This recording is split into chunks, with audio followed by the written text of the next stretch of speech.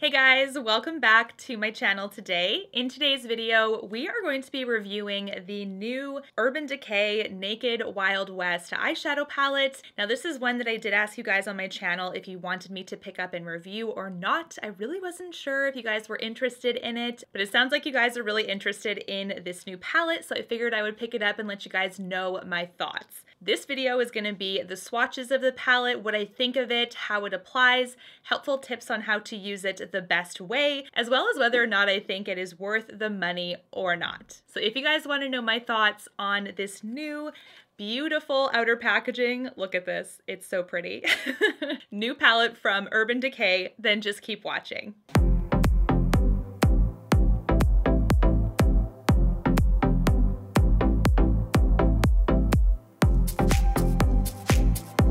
Alright guys, let's get right on into it. So I'm firstly going to talk about the outer packaging, which is just like the cardboard housing for the palette. It is the exact same design as the palette itself. So it does have that really cool exotic skin graphic with the multicolored effect to it. So both the package and the palette itself really shines in a really cool kind of rainbow way. So very, very interesting packaging from them. It is a plastic packaging. The outer box tells us that this is actually a vegan formula. So it says it's a vegan formula, does not contain animal-derived ingredients or byproducts of any kind. There are 12 shades in here, and each shade is 0.95 grams, so just shy of 1 gram each. This is different from another palette that I do have from Urban Decay. It is the Naked Heat palette. So this is 12 shades by 1.3 grams. So there is less product by weight in this new Wild West palette.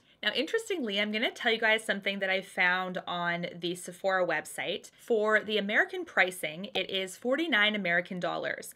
Now, this is a palette, like I said, that has overall less product than the Urban Decay Naked Heat palette. However, the Wild West palette is cheaper than the Urban Decay Naked Heat palette, according to Sephora US. This palette on Sephora US, the Wild West, 49. This one is 54. Interestingly, on the Sephora Canada website, both palettes are $68. I don't know how that makes sense. It doesn't. The Canadian price of the Wild West palette should be lower, but unfortunately, it is the same price. So for those of us that are Canadian, we're getting less product for the same price. Maybe it's an error when it comes to pricing. It could also have to do with like import duties and stuff like that, but it just kind of sucks that we have to pay the same price for less product. This is online only right now, but it is coming into store on February 28th, and this palette is one that you guys were super excited about. So just like the rest of the Urban Decay palettes, I'm going to show you the inside of this. It's structured very, very similarly compared to the other palettes. Now I've tried Naked, the original palette, and I had to declutter it because it was so far past its expiry that it actually wasn't performing as well as it was before. But I do have the Naked Heat palette, like I said, for a formulation comparison. It does come with a double-ended brush, just like the other palettes do. So there is one side that is fluffier, and there's a side that is more dense on the other side and a bit more narrow. Now for my look today, I wanted to put as many of these shades to the test as I could. So the very first shade that I used all over the lid with the fluffy side of this dual-ended brush. And I actually used the shade Nudies, not Nudies, sorry, Nudie, singular. Anyways, this is actually a matte shade. It's kind of like a beige. It's a really beautiful, easy shade to start your look with. And this one actually did a great job of layering. It did a great job of applying. I had barely any fallout on my face, which was also a good sign, and it blended out beautifully along the edge as well. So this is a very, very easy to use matte shade, and the formulation is very similar to the mattes in Naked Heat. Next, I went in with the shade Holdum, which is actually a golden shade. I'm going to show you guys, it is right here. It is the Golden Shimmer, and I actually went in with my finger for this one because this is one that is a very shimmery shade, but it does have a little bit of weight to it. So I do find if you want to apply this with the most shimmer impact, use your finger or use a dense brush. Even a wet brush would be a great option for this shade. If you do use a fluffy brush, unfortunately, you won't get that shimmer impact that you're after, most likely, because it's just going to be way too diffused. Now I wanted to add some dimension into the inner corner here, so I did pick up the shade Cowboy Rick. Cowboy Rick is a beautiful shimmery silver shade, and this one also has the exact same kind of shimmer component like the Holdum shade did, where it is more of a weightier formula, and I did find that using the denser side of that brush, the dual-ended brush that comes in the palette, was the best way to apply this one. Both of these shimmers do have a little bit of a fallout component, so that's why I did my eyes first, just in case, but both of these shimmers have a little bit of weight that they will fall when you apply them to the lid. I wanted to add a little bit of depth on the outer edge, so I actually picked up a really beautiful shimmery brown shade. This is the shade Rustler, which is kind of hard to say. Rustler, there we go. This is one that is a beautiful, deep, kind of almost sheeny shade. It doesn't have as big of a pigment impact as you would think right off the bat, so I do like that it is very user-friendly that way. Now this shade is really nice because of that sheeny component. It does do a good job of really controlling the pigment payoff on the lid. Now I think some of you might think, well, is it just weak in pigment? It's not. It does have a nice sheeniness to it so that it can really work wonders for all sorts of skill levels. Urban Decay is a mid-range price brand, I would say. I wouldn't say it's like ultra high end. So they do have a certain demographic, which does include intro into makeup users, people that are just starting out.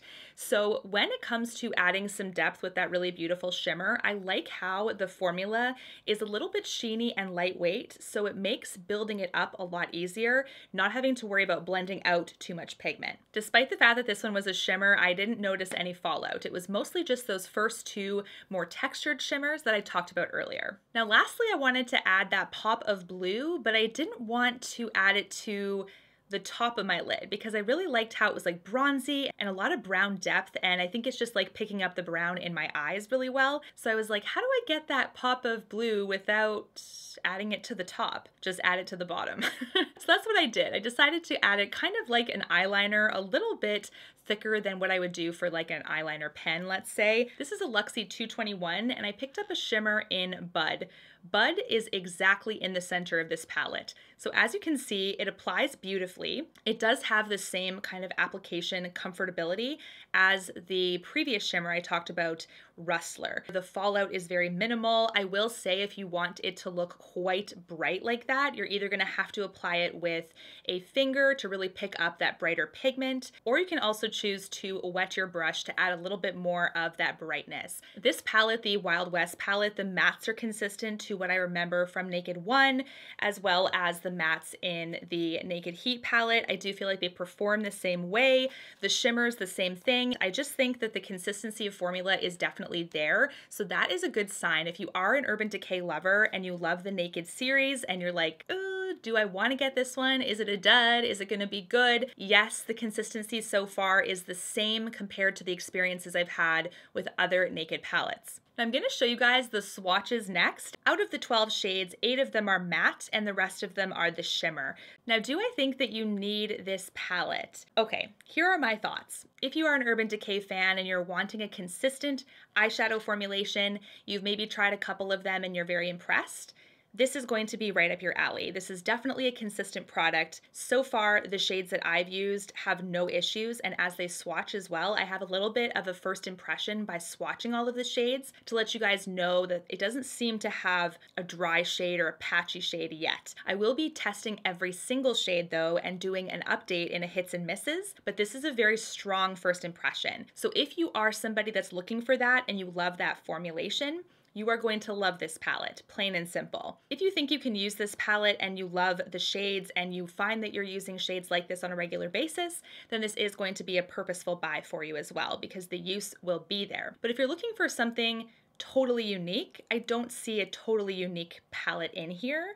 And what I mean by that is, you know, maybe a unique texture or a formulation or something like that. This is a consistent, you know, dependable Urban Decay formula, plain and simple. And I do think it's going to cater to a lot of different makeup users. But if you have a lot of browns and golds in your collection and you're kind of like so-so about Urban Decay, then I do think that you can pass on this because even though it's good, I wouldn't say it's like uniquely special when it comes to formula or texture or anything like that. It's just a nice, steady, consistent palette from the brand. What do you guys think of this new Wild West palette from Urban Decay? Is it on on your wish list. It is definitely a beautiful palette, and thank you to you guys for wanting me to review it because I am happy I included it in my collection, as I don't have a brown collection from Urban Decay now that I had to declutter my Naked One palette. I do like the pops of blue in here as well for a fun punch, especially because that blue reminds me of the Tiffany blue color.